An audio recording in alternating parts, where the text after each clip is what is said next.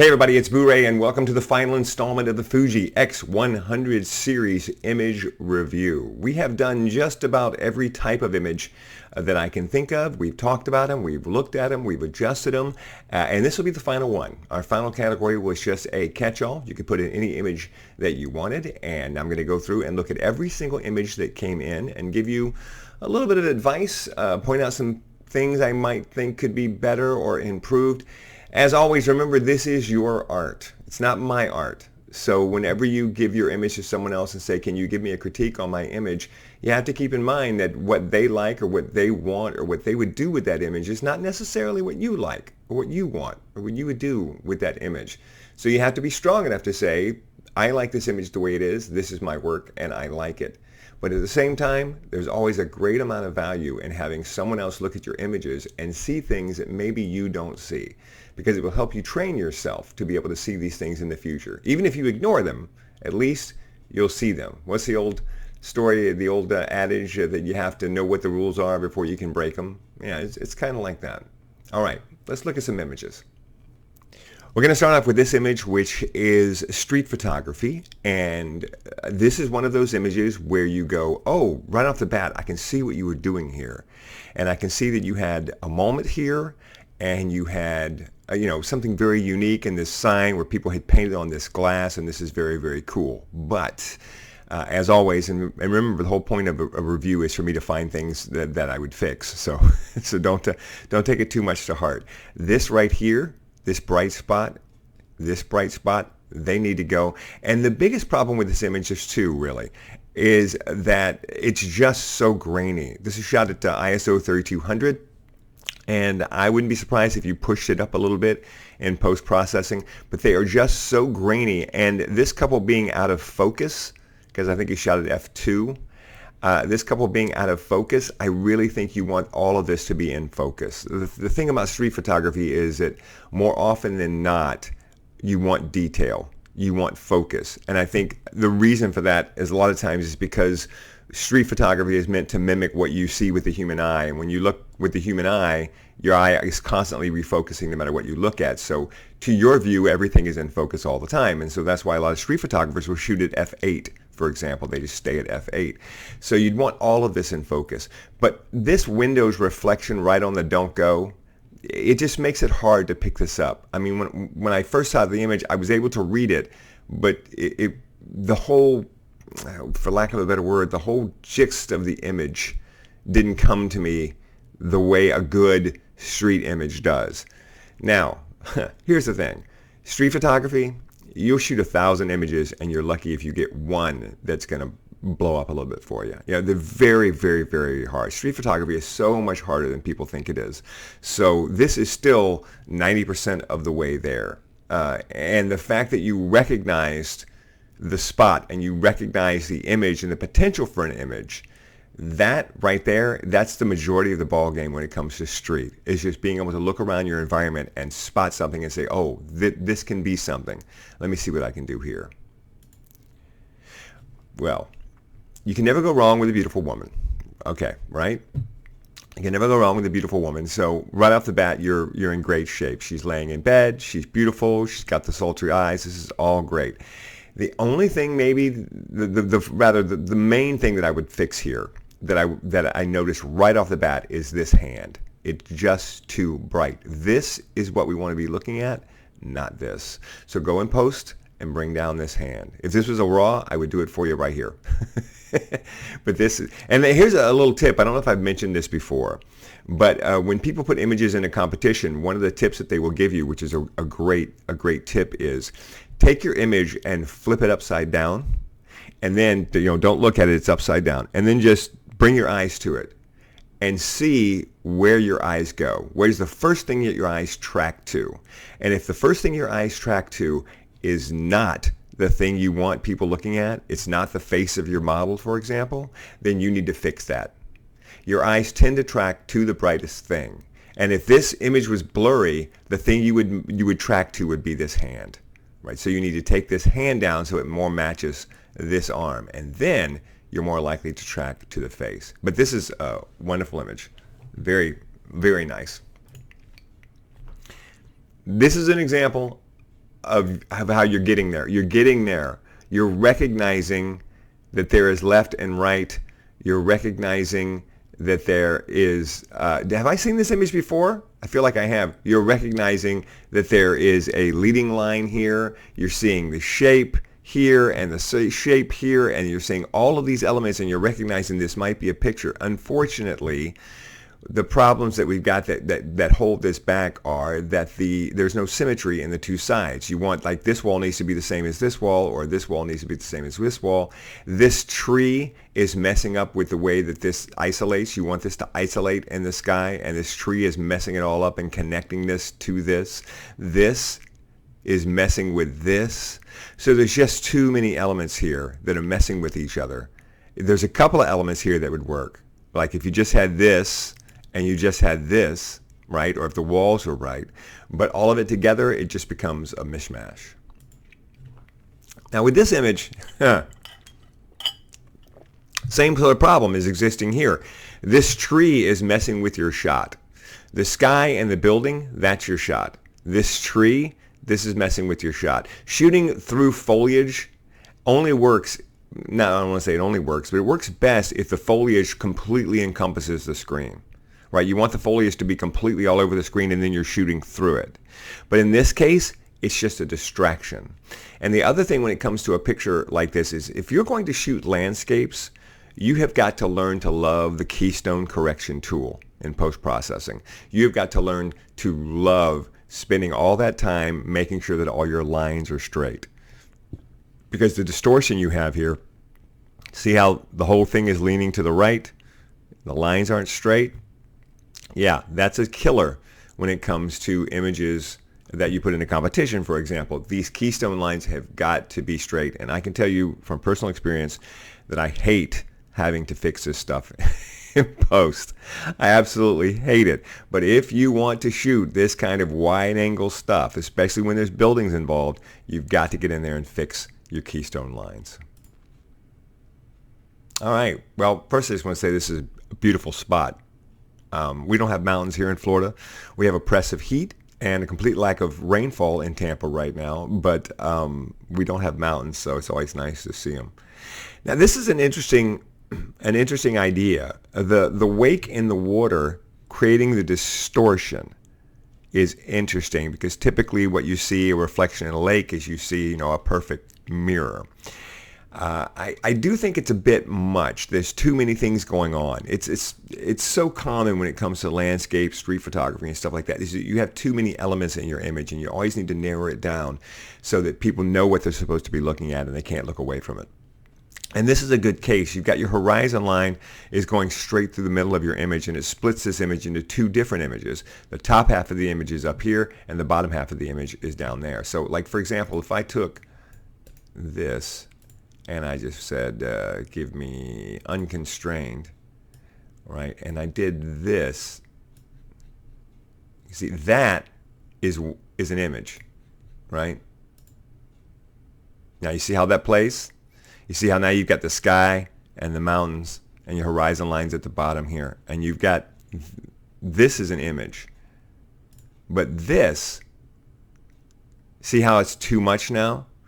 Because the wake idea here is interesting, but it's not really something you want to look at for very long. Because your eye is going to be drawn to the brightest part of the image. It's going to be drawn up here into this part. And since it's being drawn up there, that means that all the stuff that's at the bottom is redundant. You're not going to, you don't want to spend much time in here. And you're battling between what you're supposed to look at. First thought, when this image comes up, is the sailboat needs to be a little bit more to the left. And I know you're saying, well, I can't make the sailboat be where I want it to be. Well, that's the thing about this kind of photography. When you're shooting landscapes, when you're shooting street, when you're shooting this sort of stuff, is that no, you can't. You just have to shoot and hope you get it. But if you want to look at great photography in this style, it's always photography where the composition comes together the way that it needs to come together. So if you look here, like if I bring down this, there. Okay, so there's my line. Sailboat's pretty close to where you want it to be. It really is pretty close to where you want it to be. And your horizon line is right there too. Yeah, I personally think it needs to be more to the left, but I think it's not so much that it needs to be more to the left as it's just that we've got too much dead space here. I think maybe that's what the problem is for me, that maybe what we need to do is bring that up. It could be that this is exactly perfect, because you've got your horizon lines exactly where they're supposed to go. This white area is bothering me because it's just so blown out. Because I feel like the thing that you want to be looking at here is the sailboat. And it's contrasted great against this. This may be one of those images where there's absolutely no way that you could have made this image better. This is exactly what it's supposed to be. But for some reason, it just doesn't work quite right. And I suspect that this is the reason right here, that there's just too much blown out white up here. If this was not, if this area was more like this area, then maybe it would work better. I don't know. What happens if we crop it unconstrained? What happens if we crop it and we just bring this up?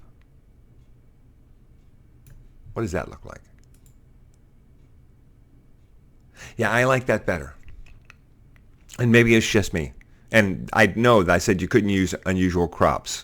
So there's a good chance you would have done this exact thing if I hadn't put that constraint on the review this time around. But I do like this better. But I still think there's too much up here it's not interesting enough, right? You want almost half your image is kind of a dead zone. That's the problem. I feel like this sailboat, even the water, the sailboat, the mountains, this is where your picture is in here. And this is kind of just a big dead zone for me. So that's what bothers me about it. Even though everything, you've done so much right here. You've got it on the leading lines where you want it to be. You've got it on the rule of thirds is right. You've done so much here. So this is a good image. You should be proud of this image because you did everything you could. And I feel like it's one of those that, so many times you have an image where like, if I just had one little thing or whatever, it would push this image over the top into a, wow category. I mean, it's a good image though. Good job with this image. Is the horizon tilted? Is this lower than this? I feel I don't think see, this happens to me all the time. It's not. See, look at your horizon, and then right here where this dark area breaks off, see, your horizon is not. Your horizon is here, but you can see that it breaks off here, and it gives the impression of being tilted. I hate it when that happens because it's not tilted. That is a straight horizon. All right, this is a delightful image. Big white area here, so this is where your eye is going to be drawn. Is this where you want the eye to be drawn? Is this what you want us to be looking at? I kind of tend to go with the foreground more. I think maybe this could be over a little bit. Where's our lines? Yeah, so we've got that one house on it, but the big barn is not. I said that in this one you could remove stuff, and I would have been tempted to remove this and bring the crop up if I could, so that it was just this house and this. Now, if you don't want to do that because you're like this, no, I'm a realist. I don't take stuff out of my images. I totally respect that. And in that case, then you've done everything you can here.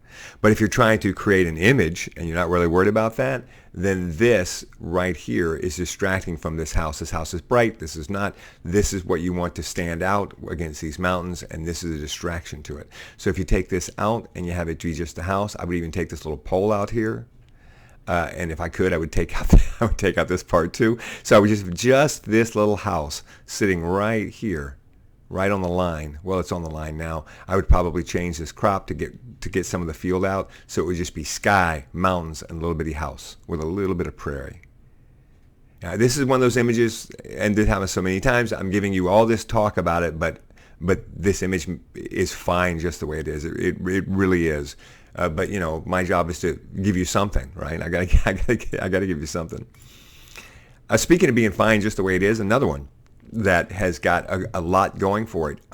My first instinct on this was that it was a little too hazy, and then I thought, well, no, the hazy works for it.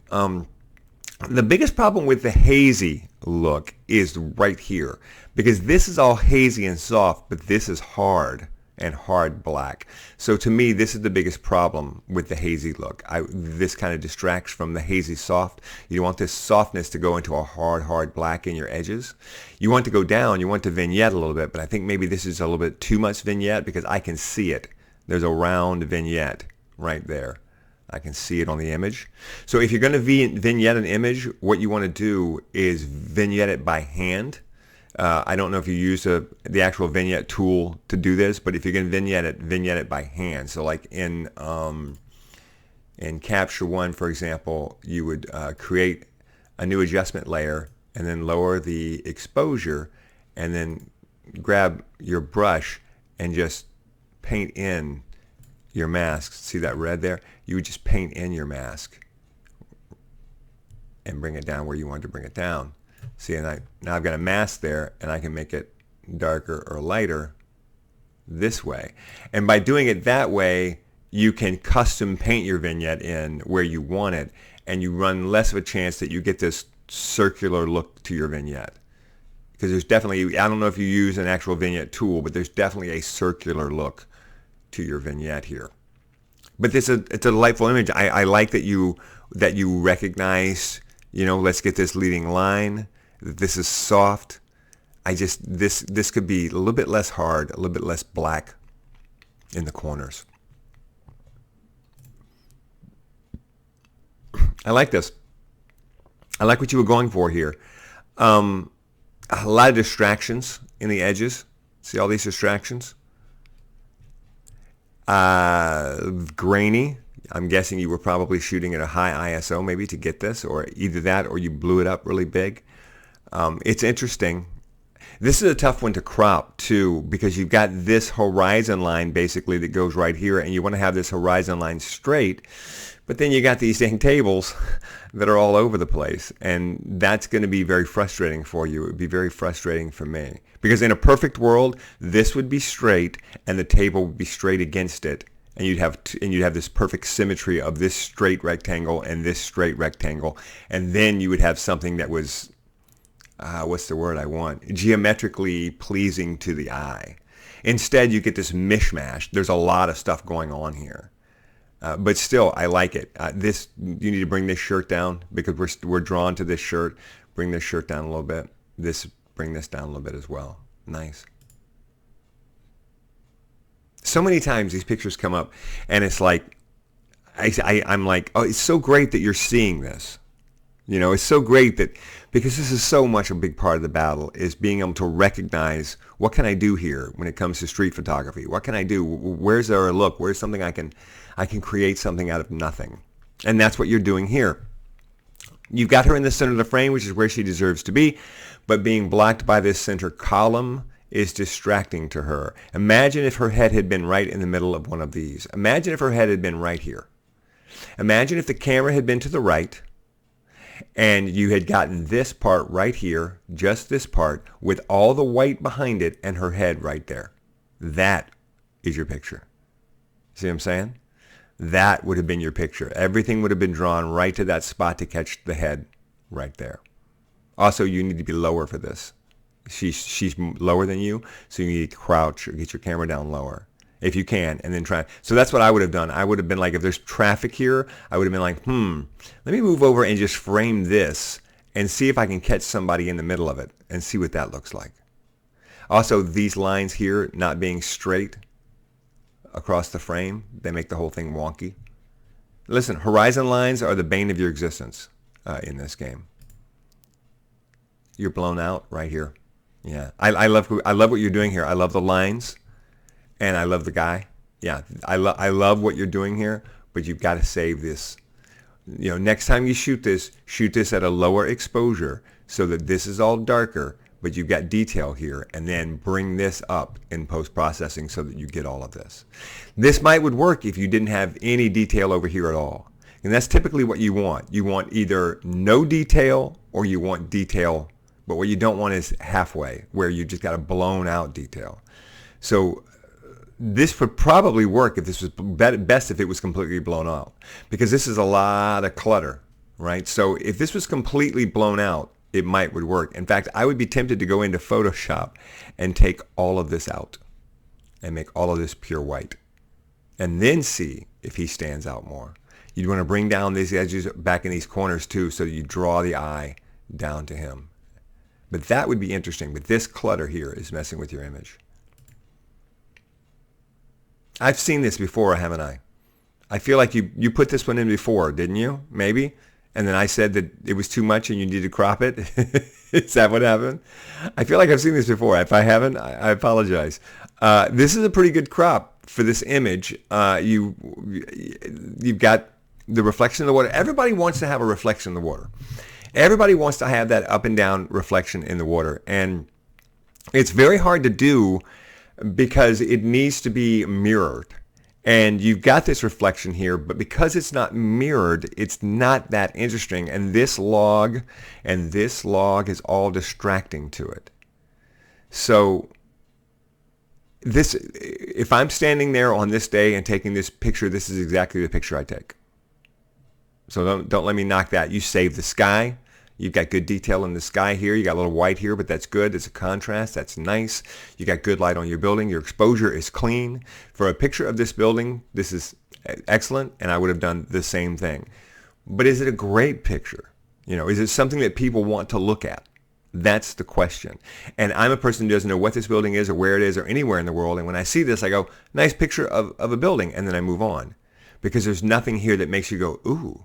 Right? Because we're not getting a clean reflection here. So this is kind of lost on me. And I don't know that there is any way to take a picture of this building that makes me go, ooh. It's just one of those things. But it's a good picture of this building. But 99.9% of the buildings in the world are not worth photographing. In terms of, if you're doing it for an art reason, they're not worth photographing. They're worth photographing for work or for commercial purposes or for memories or nostalgia. But they're not worth photographing for a picture that you take and you show to somebody on your phone and you say, just look at this picture, right? And you don't do that with a picture unless you think they're going to be moved by that picture. Oh, this is delightful.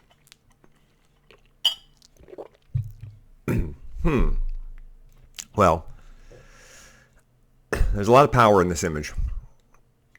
There's no doubt there's something cool in this image. But first off, you've got to fix your horizon line. See your horizon line right here? Yeah, that horizon line. You got to fix that. You got to get your horizon straight because it's distracting. You don't have to. Listen, there are people who don't, and they're okay with it. And there's been a movement in photography in recent years to have more tilt. But maybe I'm old school. To me, it is often just distracting because the tilt makes me look at the tilt instead of looking at the subject. So feel free to tilt away if that's what you like. But I personally always want the horizon to be straight. So I like this. I wonder if there aren't a couple of different pictures here, though. I don't know if you shot this wide, if this is the framing that you shot it on. But when I see this, there's so much, again, there's so much going on here, and your image is cut in half, and you've got the top, and you've got the bottom. We have a lot of reflections. This time. But I don't know. My first instinct is to think that just what's down here might have been a picture by itself somehow. And just what's up here might have been a picture by itself somehow. Like if we had more sky and our crop line was down here and we just had them silhouetted against the sky. Or this may be exactly the best way to frame this picture. I'm a little confounded on this one. This picture's got so many great things that could work in it that what you want is to see this picture twice the crop, twice the size, and then just go in with your crop tool and do about 18 different crops on it until you find the very best way to crop it. because there may be 2 or 3 or 4 different things you could do here, you know? So yeah, this may be the very best one, but this is a nice image. I like this. I don't know what they're doing. I guess they're stumbling across these rocks, but I do like this image. All right, again, you're recognizing this tunnel, right? You're recognizing these leading lines and trying to get the symmetry on either side, and this is a big part of the ball game if you can recognize this. But this right here and this sign are what's holding back this picture from being something better. Imagine if this was gone and you just had her. But even with just her, you've got this distracting background behind her head. You want her to stand out. This is not a picture of the alleyway. This is not a picture of the stuff that's on the alleyway. This is not about all this. It's not a picture of, look, at almost a third of the image is the cobblestones. Are the cobblestones important? No. What's important is her and the story that you're trying to tell with her. And she is being dwarfed by all of these other aspects. Welcome to street photography. This is what makes street photography so hard to do, is that the street will mess with everything that you want to do.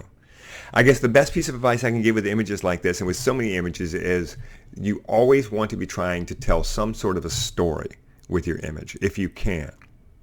And you've got to figure out a way to get the world out of the way of your story. And in this case, the world is just messing with you. This right here, this intersecting with her body is a big no. You can't have this, right? And this sign is way too distracting. Anytime there's something you can read, that's going to distract people. They're going to read it. You know, their eyes are going to look to the signs. But you're seeing it, right? You're seeing that the pictures are there. That's your first step. And then your next step is to figure out how to get the world out of your way.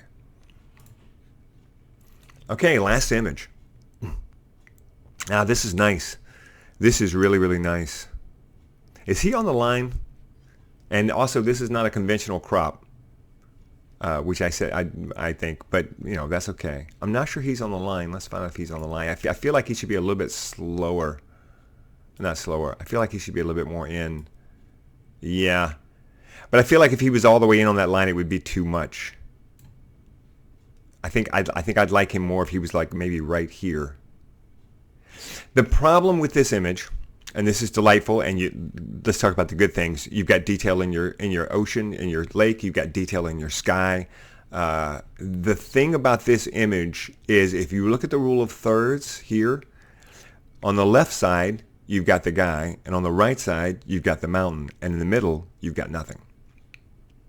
So I say that's the problem with this image, but if that's what you're going for, if you want this to be a juxtaposition of stuff on the left and stuff on the right, and the middle is a big dead zone, then that's fine if that's what you're looking for. But typically with photographic composition, what you want is you want something in every zone, each vertical zone, each horizontal zone. And if you look at the vertical zones, the middle zone is pretty much empty. There's nothing interesting there. And the reason I say there's nothing interesting there is because this is a big piece of interest and this is a big piece of interest. And then in between then you've got this giant piece of nothing interest. So what you really want is you want a picture where, and again, this is, I say what you really want, really it's what I would really want.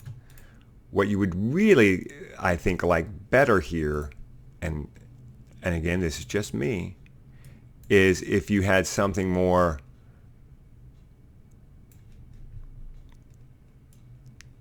like whoops, sorry, let me fix that. All right. If you had a crop that was more like that, if he was right here, so you had him here leading into here, right? That's like a long version of this. Then you have you have an image that is more full.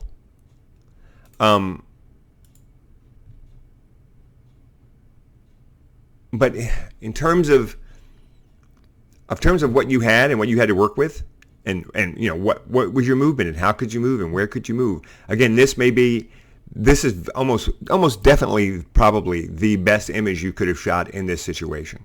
So many times I feel bad because I'm saying fix this and fix this and fix this, and I know you're going, I couldn't fix it. I get it. You're right. I get it. This is the best image that you could shoot here, and it is good. I mean, the more I look at it, the more I think, you know, if this was hanging on my wall, I'd be perfectly fine with that. But if you want it to be, you know, perfect, then there's a little too much of a dead zone here. You need him to connect more to the mountains. So like he needs to be over here somewhere, and the crop needs to be like this. Although there is something to be said for the emptiness, the void that is this giant smooth lake. So yeah, this is a great image. Yeah, I really like this. I really like this image.